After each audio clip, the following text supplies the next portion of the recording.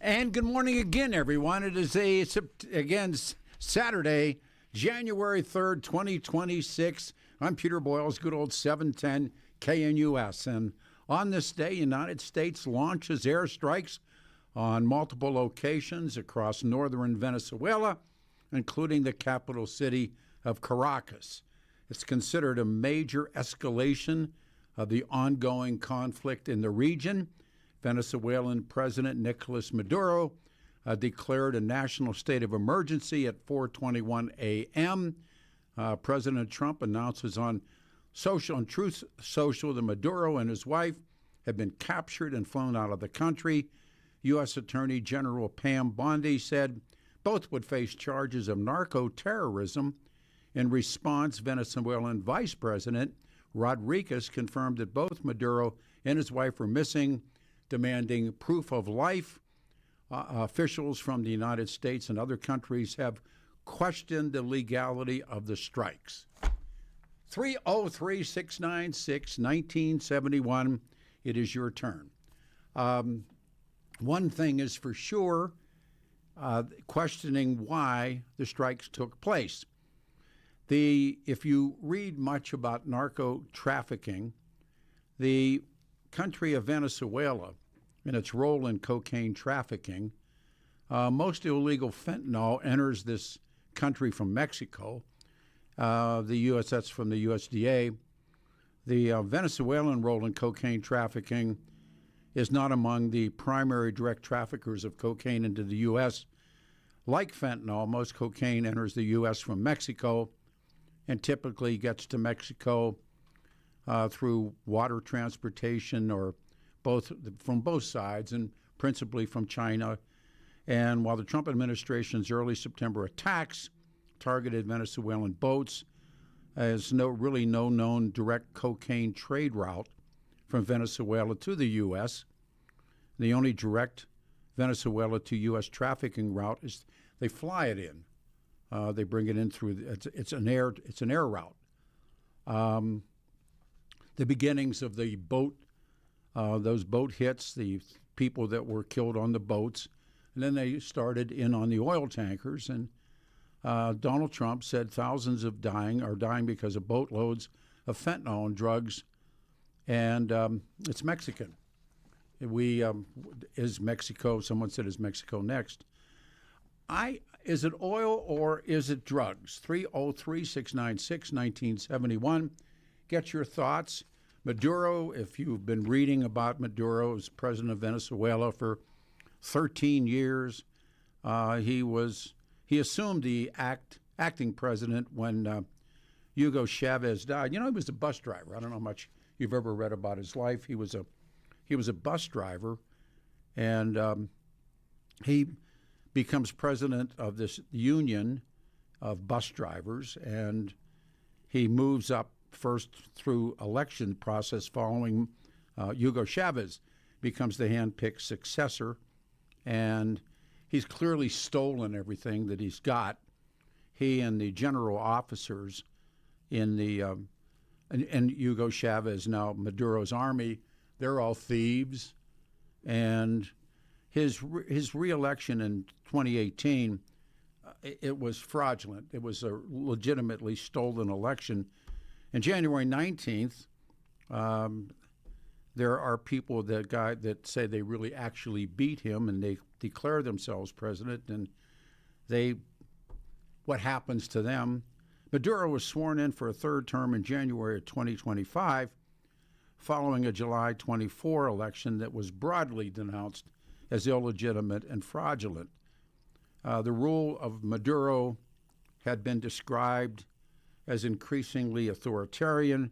His government has faced severe economic challenges, all the international sanctions, particularly from our country at the time. So we go from there. 303-696-1971. Lines are open. Is it oil? Is it drugs?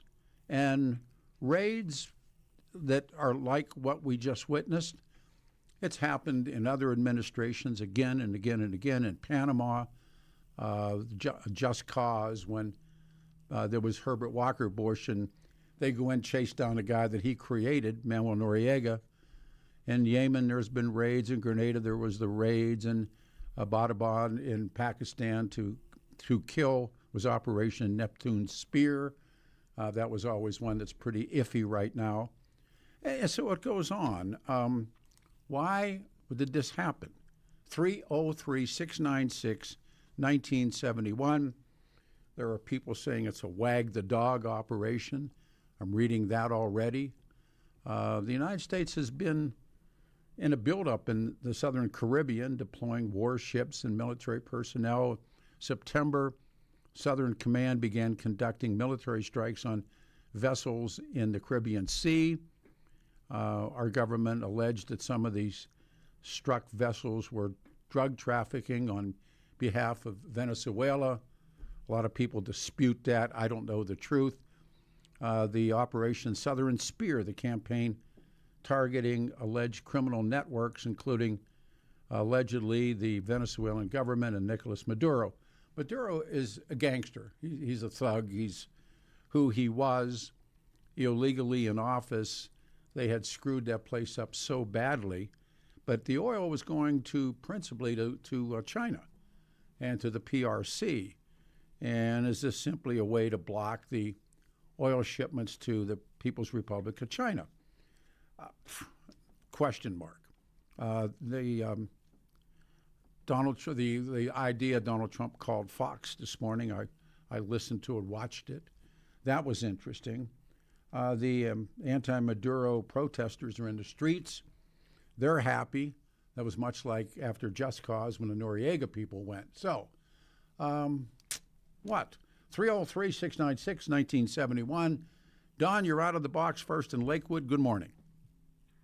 Wow, out of the box first. That's pretty special. Yeah, it is. Good morning, Peter. Morning. I'm 100% in support of Trump doing what he did. This guy should have been gone a long time ago. He stole an election.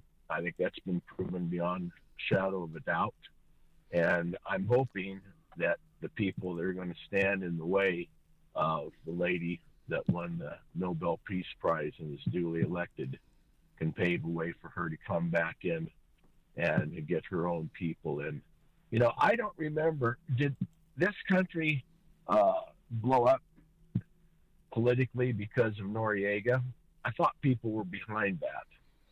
No, they went in after Noriega, and then there was an open and free election. If you remember, it made what about the people in this country? What was the sentiment? You know, I don't remember. I remember that it was Herbert Walker Bush, and he had, if you know the history of the CIA, he was the head, and they put Noriega on the throne literally after Torrijos.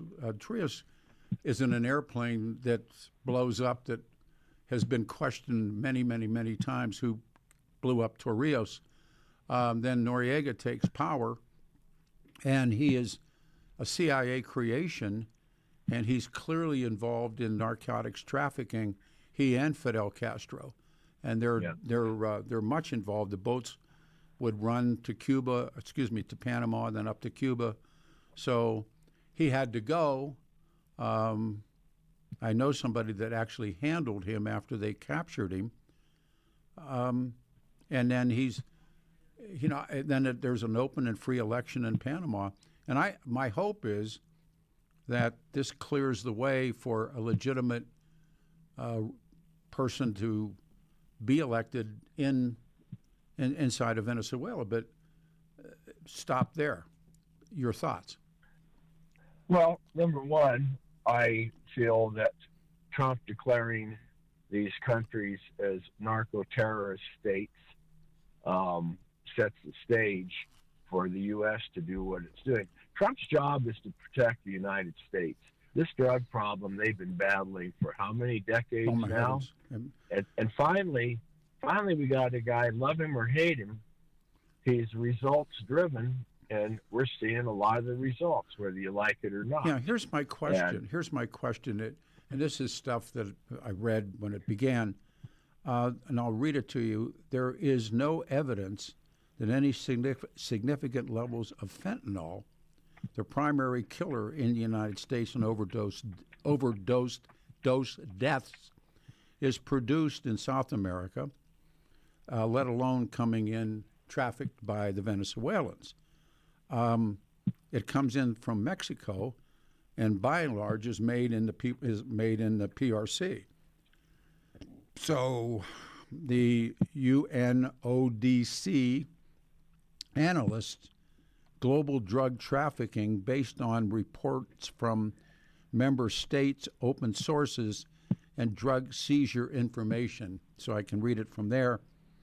Most illegal fentanyl enters the United States from Mexico, and the U.S. Drug Enforcement Administration illicit fentanyl can also be diverted, stolen from legal sources as medical professionals use the drug.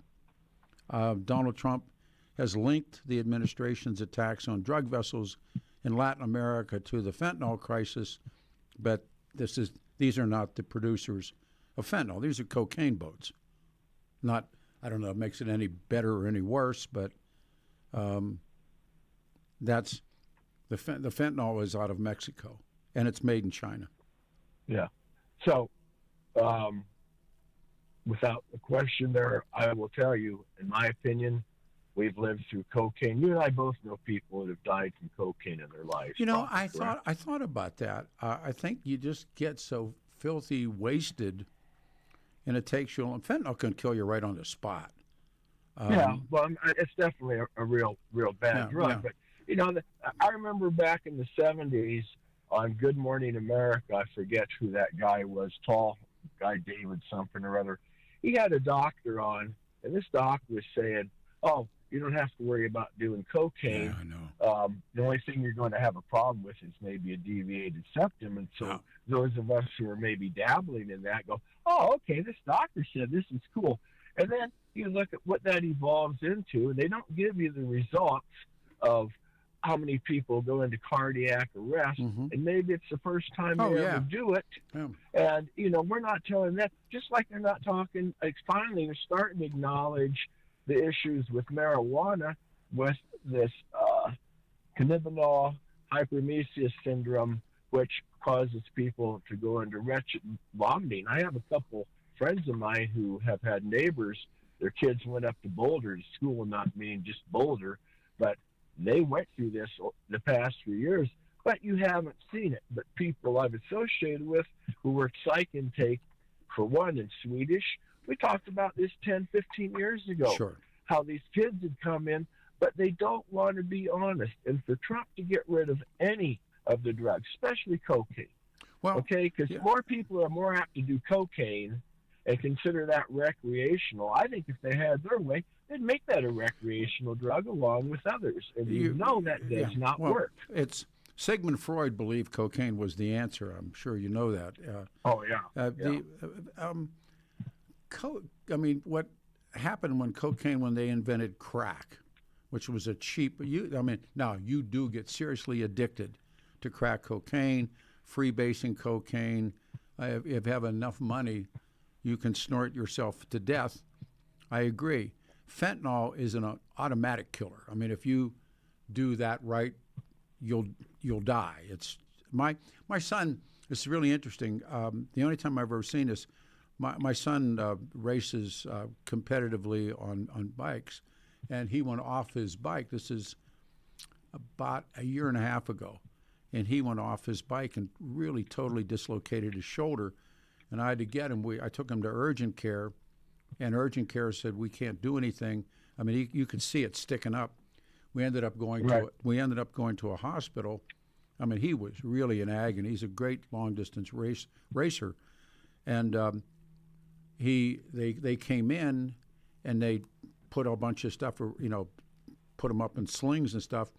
And this nurse came in and she said, I'm gonna shoot you. And I said, what are you going to shoot in him? She said, fentanyl. And I said, whoa. And bang, she hit him. I watched his whole face just do that. And they snapped his shoulder back in. And that was fentanyl. And that's the only time, and it was, like I said, it was in a hospital. And I thought, my God, what a drug that must be. And so. I've had it. Have you? Okay. I had a gallbladder that was misdiagnosed, and it finally got so necrotic. Took myself up to St. Anthony's, and they couldn't take it with a scope. They cut me about 12 inches long and Wow. deep below my right rib. And when I woke up, That's a I drug. I was on Dilaudid, but they said, well, we had to give you some fentanyl. Man. Peter, I've had a few things, including a pulmonary embolism, and that was really, really, really invasive surgery. Well, that's why you can see how addictive it must become, and again, if you look at the model of what happened in Mandarin China with the U.S. and the British in particular loading them up with opium. Look, there's a. I'm not sure of what yesterday or last night was about. Was it about oil? Was it about drugs? The idea of a raid. I'll give you the last comment. What was it about last night? I think it was the fact that Trump is done being like everybody else. And you look at what he did in Syria. The guy he put in there, was he a great guy? No. But the Syrian people I know, and I know quite a few, are just happy as can be because they finally got rid of that dictator Assad that was there. And you've got down here in Venezuela, right in our faces, the past few days, Maduro's been, let's make a deal. A deal He was time trying over. to, yeah. He was trying to get caught. He knew. I mean, the next one on the table is going to be Iran. You wait and watch. Ooh, that's a different world. I appreciate how long has that been brewing? 79? Well, again, Ron's a whole different boogie. I don't know. I mean, this is just at first blush right now, so we'll see what happens. He's got 3 years left to bring peace to the world, and come hell or high water, I think he's going to give it his best stab. He's got the military up. He's got tons of people behind him. I support whatever he can do to take care of all these rotten individuals. You see people in these countries, and I've traveled quite a bit abroad, and how they suffer. The people in the Philippines suffer miserably. And when they go elect, look who they went and put back in office. All right. Thanks. 303-696-1971. Good morning. Last night, the United States launches airstrikes in multiple locations across the northern part of Venezuela, including Caracas, and then snatches Nicolas Maduro and his missus. They're on their way back to New York to stand trial. Is it a repetition of Just Cause, which grabbed Manuel Noriega? Or is it about oil? Or is it about drugs? It's interesting. The evidence seems to suggest that Venezuela's role in narcotics trafficking, a lot went to Europe. And it was not fentanyl. Fentanyl is the death drug. So it is interesting to see the fallout from this. Donald Trump's going to speak at 9 o'clock our time. We'll carry it. 303-696-1971. I'm Peter Boyles. The weather is going to be 61 for a high, 66 on Sunday, and Monday it is 60 degrees. Again, what was this about? What do you think this was about? There's always levels and layers. Was this about oil? Or was this about drugs? Or is this about just getting rid of a thug? 710 KNUS lines are open, 303-696-1971. Your 710 5-day forecast this Saturday going to have gorgeous, abundant sunshine. Highs into the lower 60s with lows tonight in the upper 30s and dry. Sunday could be a little breezy, but we'll keep it fair. Those breezy winds will actually help us warm to the mid-60s. Lows upper 30s Sunday night, then will be low 60s Monday with a slow trend in our temps Tuesday and Wednesday. Still 50s, but by Thursday we'll drop to the 40s with only 30s on Friday. Meteorologist Don Watzel in the 710 KNUS Weather Center.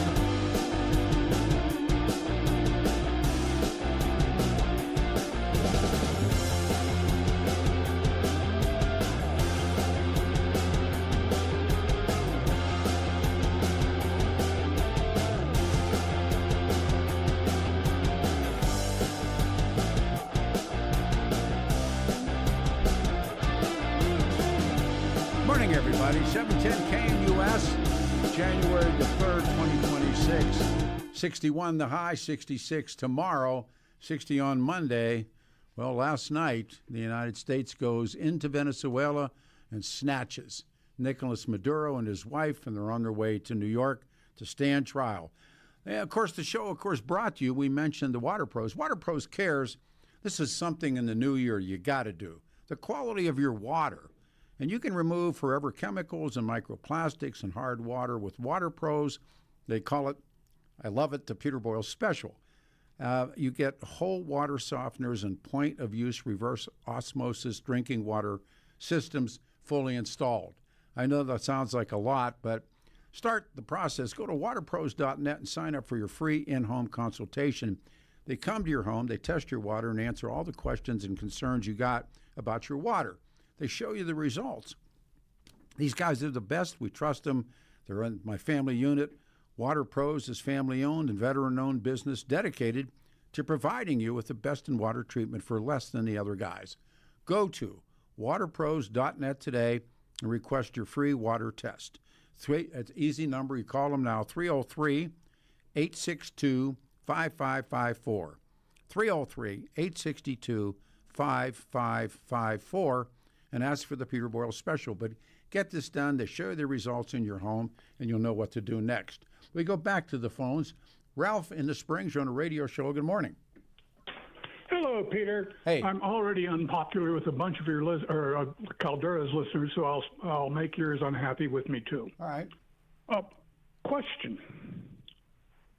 All of the callers seem to be of the opinion that we ought to do something to Venezuela, and what we did is all right. Okay, as long as this is a tiny country like, say, Grenada or maybe Panama, that may work. I think Venezuela is a little bit bigger, and their army is a little bit larger. So my question to all of your listeners is this. Do you want to serve, fight, bleed, and possibly die for the war in Venezuela? If not, how about having your sons and grandsons and granddaughters do that? The question is, what I'm hearing on talk radio is a bunch of people who have no stake in the war. Their butts are not on the line. The problem is that wars are started by old men to be fought by young men. Yeah.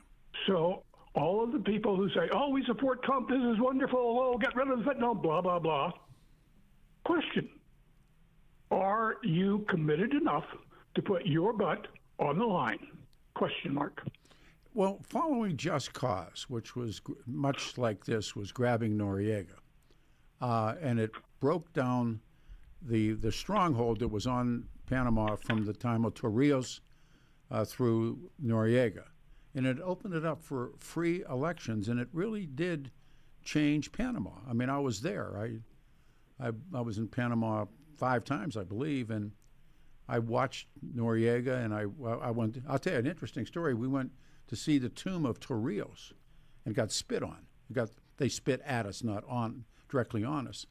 Right. They didn't like you for. I mean, who knows who killed Torrijos? A lot of people think maybe Noriega planted the bomb, but all things aside, when Noriega is snatched, and I think he was in the something that was owned by the Catholic Church, and he hid there, and they finally He went for sanctuary. Yeah, they finally got him out, and it changed the face of Panama. It really did, and for the better.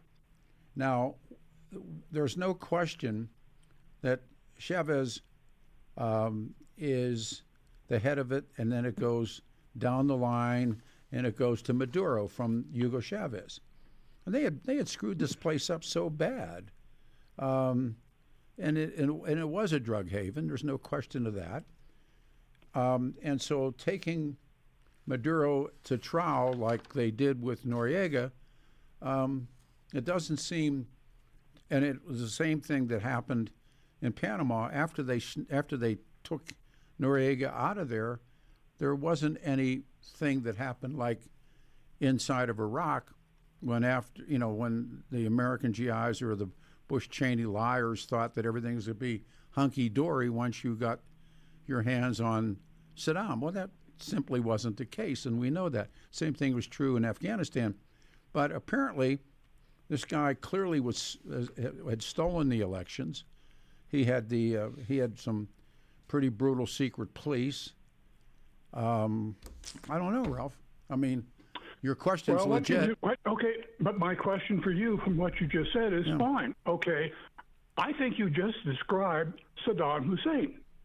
I think you just described Mullah Omar in Afghanistan. But the people were different. The question is we don't have the answer yet.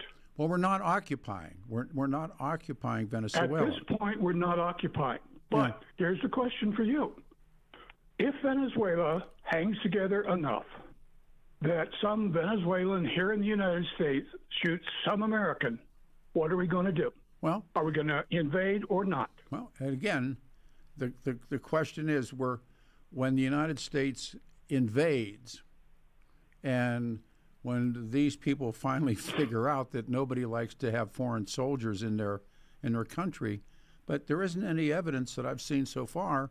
I mean, it was the Night Stalkers and apparently the Delta forces, and they snatched him and they got him out of there. And I don't think there's any American GIs on the ground. I really absolutely. Don't. It was a well-conducted operation. Yeah. I'm not against how we operate. Yeah. What I'm saying is, think 6 months from now. Let's see. And that's the question I have. But all of the people who say this is great, remember, are you going to put your kids on the line? I don't know if it gets down to that, because this is a volunteer force, number one. Number two, those were the men and women that's what their job was. They were trained to do it. Trump cuts them loose and says, go do it, and they do it. And I'm not sure. I mean, the question I have, is it oil or is it drugs that's behind this? The evidence is pretty overwhelming that Venezuela was not a fentanyl trafficker, and a lot of the cocaine that came up out of there was European bound for Europe. Agreed. And so that leads me to believe it's more about the oil. But well, I will give you your line back. But here's the question I asked John Faldera and his viewers, our listeners, and that is this about drugs?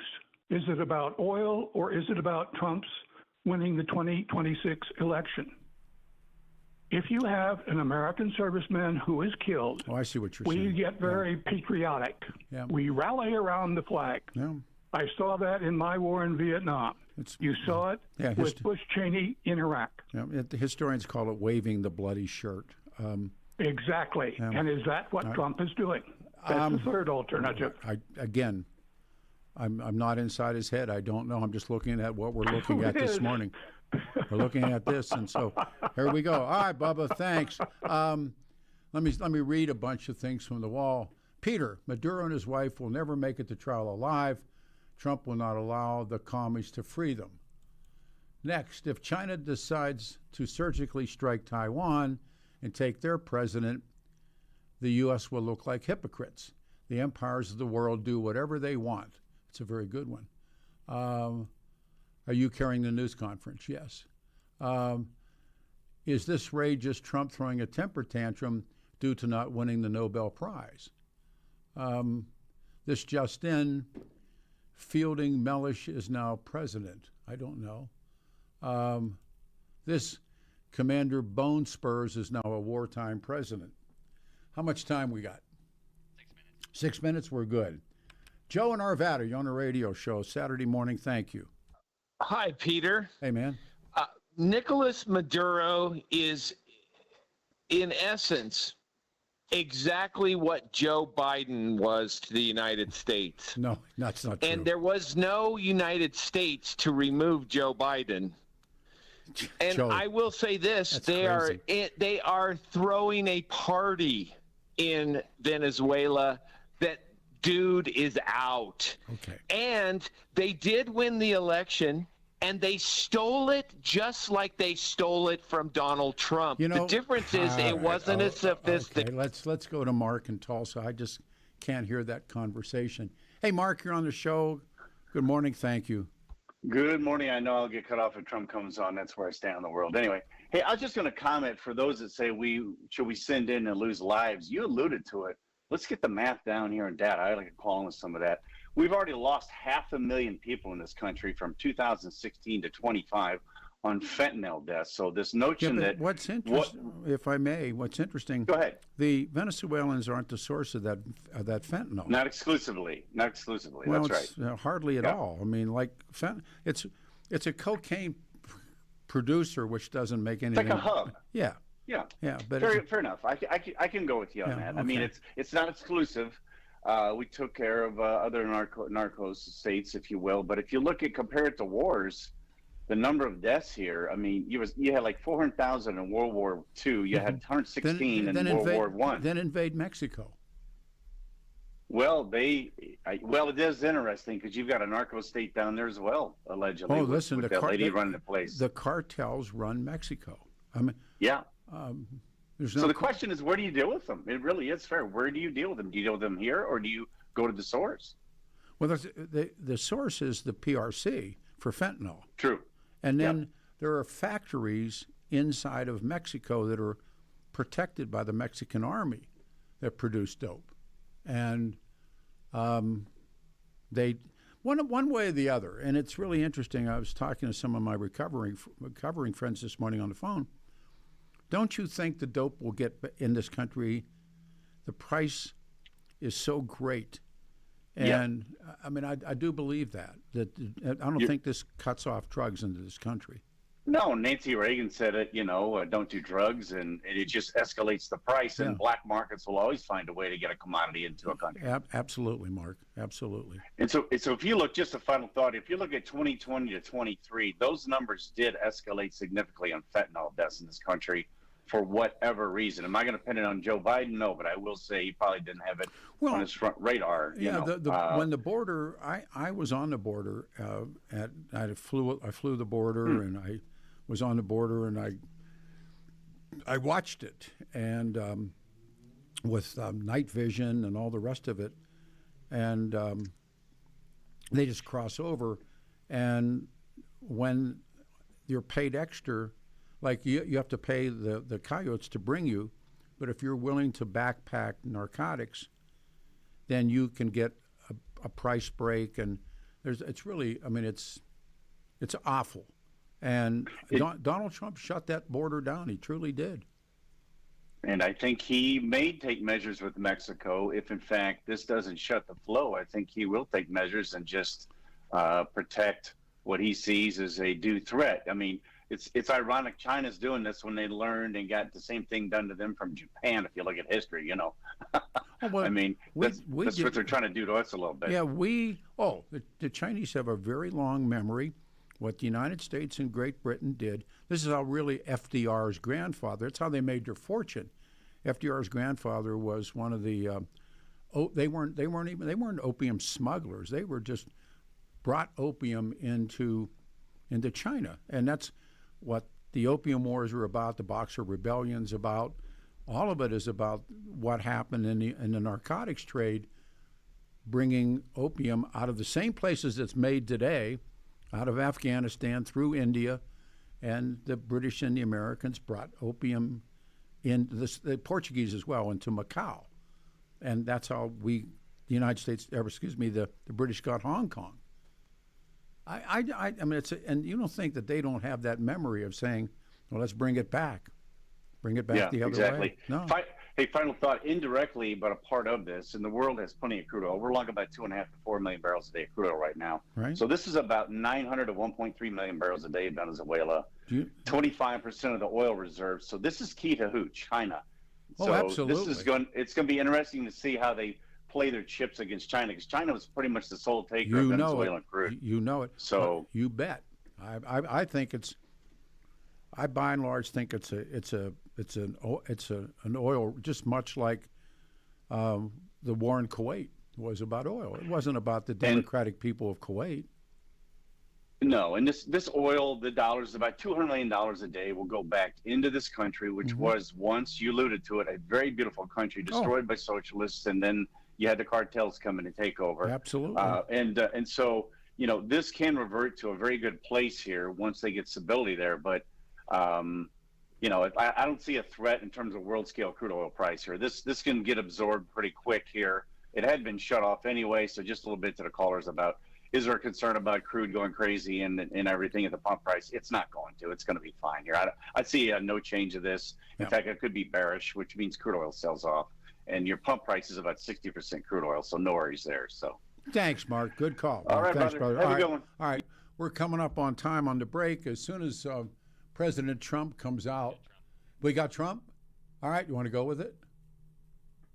Pick it up. It's yours. Military operation in the capital of Venezuela. Overwhelming American military power, air, land, and sea, was used to launch a spectacular assault. And it was an assault like people have not seen since World War II. It was a force against a heavily fortified military fortress in the heart of Caracas to bring outlaw dictator Nicolas Maduro to justice. This was one of the most stunning, effective, and powerful displays of American military might and competence in American history. And if you think about it, we've done some other good ones, like the attack on Soleimani, the attack on al-Baghdadi, and the obliteration and decimation of the Iran nuclear sites just recently in an operation known as Midnight Hammer, all perfectly executed and done. No nation in the world could achieve what America achieved yesterday, or frankly in just a short period of time. All Venezuelan military capacities were rendered powerless as the men and women of our military, working with U.S. law enforcement, successfully captured Maduro in the dead of night.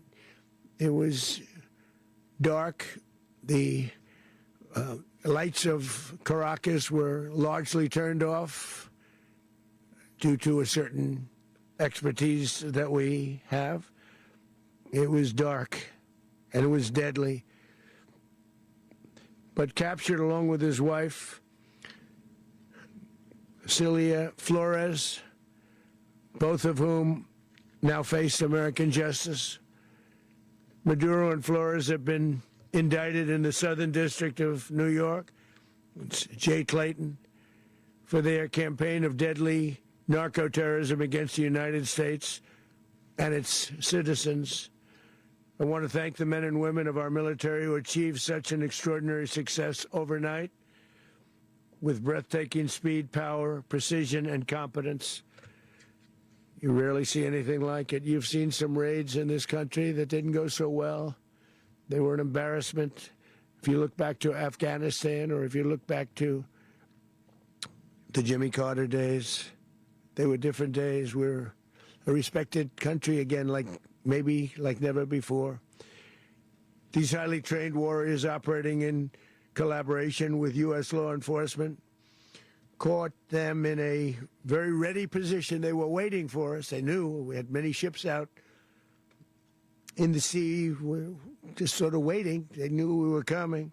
So they were in what's called a ready position, but they were completely overwhelmed and very quickly incapacitated. If you would have seen what I saw last night, you would have been very impressed. I'm not sure that you'll ever get to see it, but it was an incredible thing to see. Not a single American service member was killed, and not a single piece of American equipment was lost. We had many helicopters, many planes, many people involved in that fight. But think of that, not one piece of military equipment was lost, not one service member was, more importantly, killed. The United States military is the strongest and most fearsome military on the planet by far, with capabilities and skills our enemies can scarcely begin to imagine. We have the best equipment anywhere in the world. There's no equipment like what we have, and you see that even if you just look at the boats. You know, we've knocked out 97% of the drugs coming in by sea. 90%. Each boat kills on average, 25,000 people. We knocked out 97%. And those drugs mostly come from a place called Venezuela. We're going to run the country until such time as we can do a safe, proper, and judicious transition. So we don't want to be involved with having somebody else get in, and we have the same situation that we had for the last long period of years. So we are going to run the country until such time as we can do a safe, proper, and judicious transition. And it has to be judicious because that's what we're all about. We want peace, liberty, and justice for the great people of Venezuela, and that includes many from Venezuela that are now living in the United States and want to go back to their country. It's their homeland. We can't take a chance that somebody else takes over Venezuela that doesn't have the good of the Venezuelan people in mind. We've had decades of that.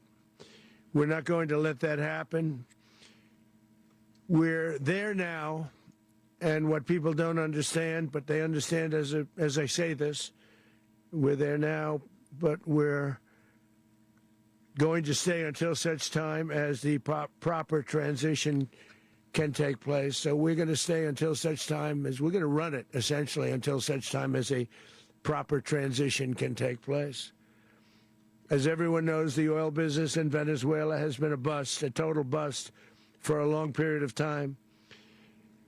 They were pumping almost nothing by comparison to what they could have been pumping and what could have taken place. We're going to have our very large United States oil companies, the biggest anywhere in the world, go in, spend billions of dollars, fix the badly broken infrastructure, the oil infrastructure, and start making money for the country. And we are ready to stage a second and much larger attack if we need to do so. So we were prepared to do a second wave if we needed to do so. We actually assumed that a second wave would be necessary, but now it's probably not. The first wave, if you'd like to call it that, the first attack was so successful, we probably don't have to do a second, but we're prepared to do a second wave, a much bigger wave, actually. This was pinpoint, but we have a much bigger wave that probably won't have to do. This partnership of Venezuela with the United States of America, a country that everybody wants to be involved with because of what we were able to do and accomplish, will make the people of Venezuela rich, independent, and safe. And it will also make the many, many people from Venezuela that are living in the United States extremely happy. They suffered. They suffered. So much was taken from them. They're not going to suffer anymore.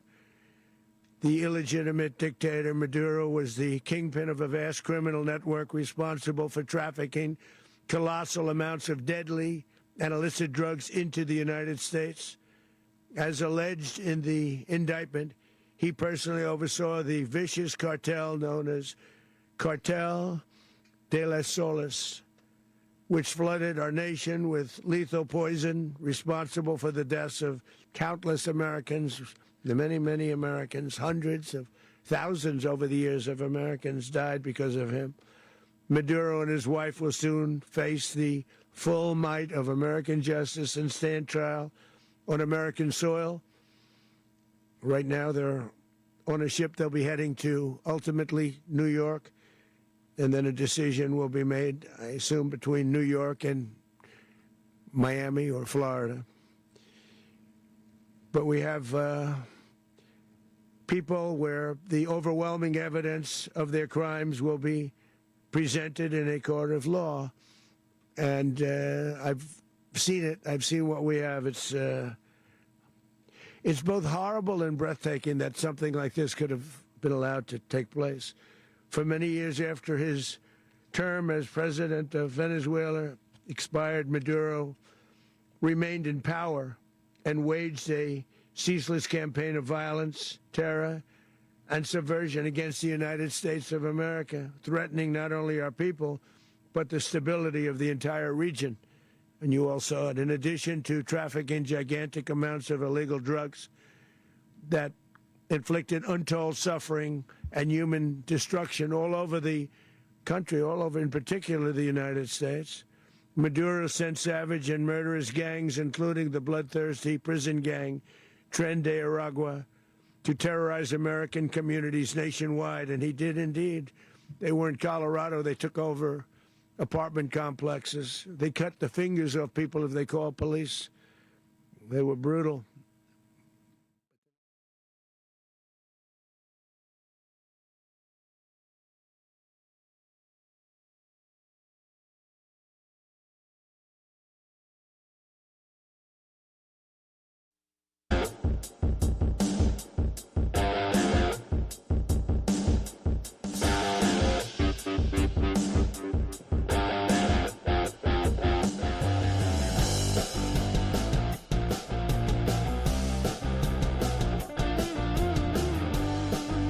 Threat, but we haven't had a killing in a long period of time, 6-7 months. We used to have two, on average 2 a week in Washington, our capital. We don't have that anymore.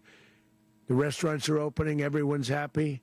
They're walking their daughters. They're walking their children, their wives. They walk to restaurants. Restaurants are opening all over Washington, D.C. So I want to thank the National Guard. I want to thank our military. And I want to thank law enforcement. Been amazing. And they should do it with more cities. We're doing it, as you know, and we're doing it in Memphis, Tennessee right now, and crime is down. We've just sort of started a few weeks ago, but crime is down now 77%. And the governor of Louisiana called, great person, and he wanted us to help him, as you know, in a certain very nice part of Louisiana.